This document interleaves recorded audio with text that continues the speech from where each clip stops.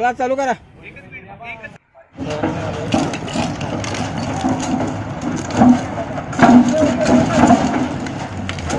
सतारा में सैकड़ों modified silencer bullet जब्त, पटाखे सी आवाज निकाल मन चले राहगीरों को करते थे परेशान। सैकड़ों साइलेंसर पर घुमाया रोड रोलर।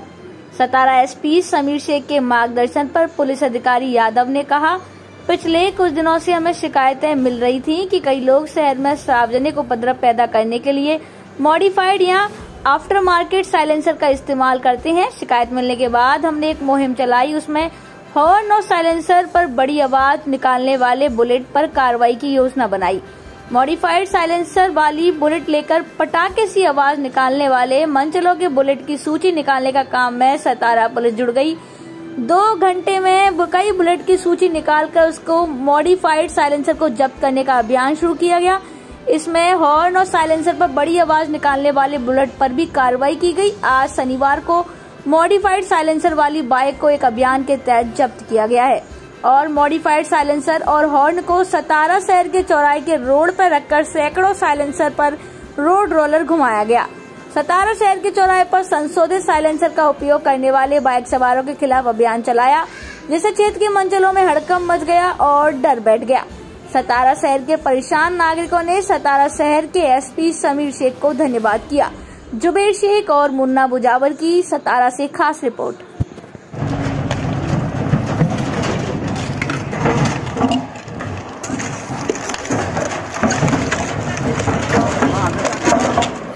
बुलेटसारख्या गाड्यांमध्ये इंजिनमध्ये बदल करून तसेच सायलेन्सरमध्ये बदल करून मोठमोठ्याने आवाज करत पूर्ण सातारा शहरामधून फिरणे, त्यामुळे सातारा शहरातील रहिवासी नागरिकांना मोठ्या प्रमाणावर त्रास होत होता।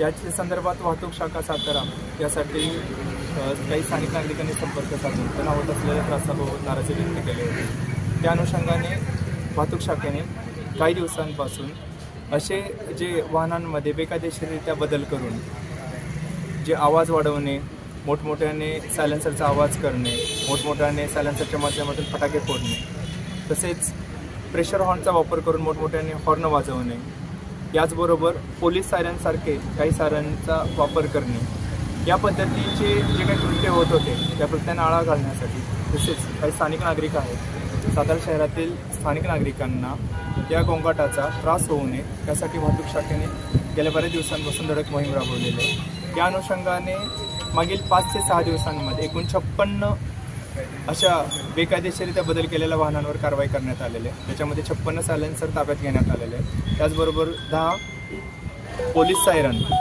तसेच काही 5 आणि त्याहीपेक्षा जास्त प्रेशर हॉर्नांची जप्ती करण्यात आलेली आहे।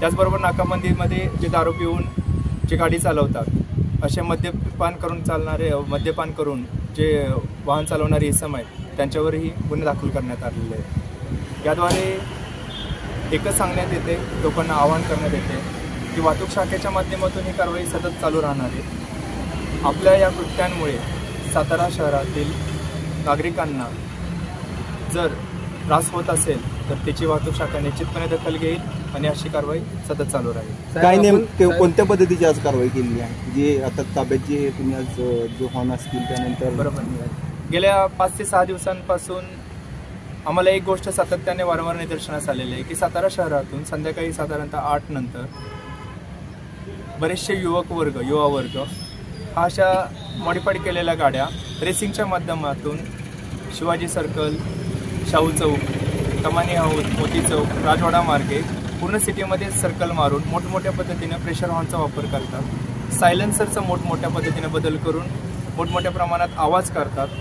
तर असे जवळजवळ 56 अशा बाईकस्वारांवर कारवाई करण्यात आली, ज्याच्यामध्ये 56 सायलेन्सर जमा करण्यात आलेले आहेत, 10 पोलीस सायरन जमा करण्यात आलेले आहेत आणि साधारण 7 ते 8 प्रेशर हॉर्न जे आहेत ते जमा करण्यात आलेले आहेत। त्याचबरोबर यामाधारकमध्ये नवीन एक गोष्ट निदर्शनास आलेली आहे की काही यामा चालकांचा युवा वर्ग जो आहे ते एकत्रितरित्या येऊन रेसिंग स्पर्धा करताना दिसत आहेत।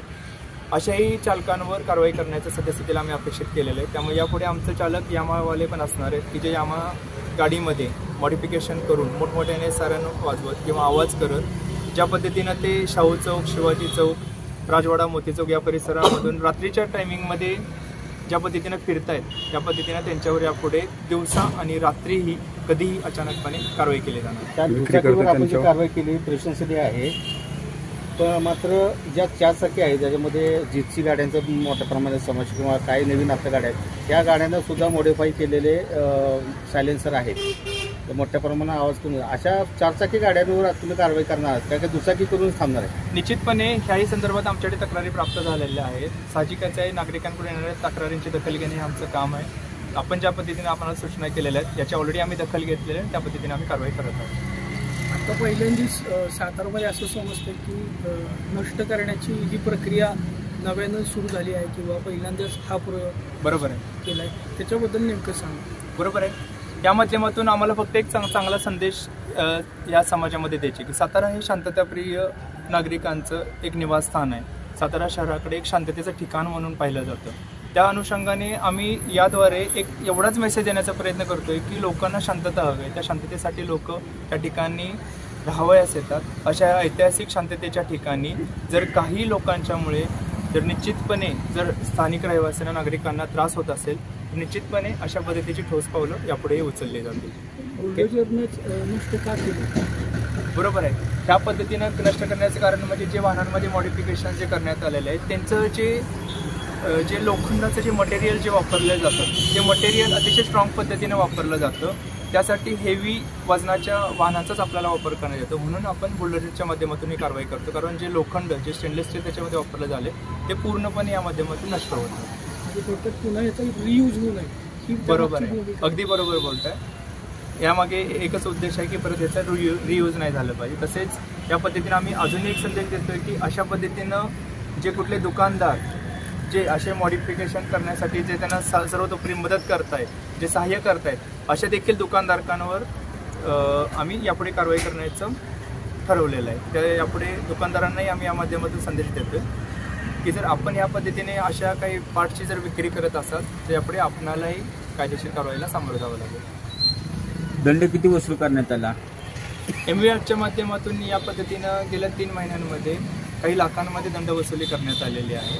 मागच्या वर्षी साधारणतः 1 ते 1.5 कोटीच्या आसपास आपण दंड वसुली करण्यात आलेली आहे आणि लोक अदालतच्या माध्यमातून त्या केसेस निकाली काढण्यात येतात. तो हमारे साथ देखते रहिए फाइट अगेंस्ट क्रिमिनल चैनल और पढ़ते रहिए fight against criminal daily newspaper. आज की खबर में बस इतना ही. वीडियो को लाइक करें और चैनल को सब्सक्राइब कर लें जिससे आने वाली वीडियो की नोटिफिकेशन आपको मिलती रहे.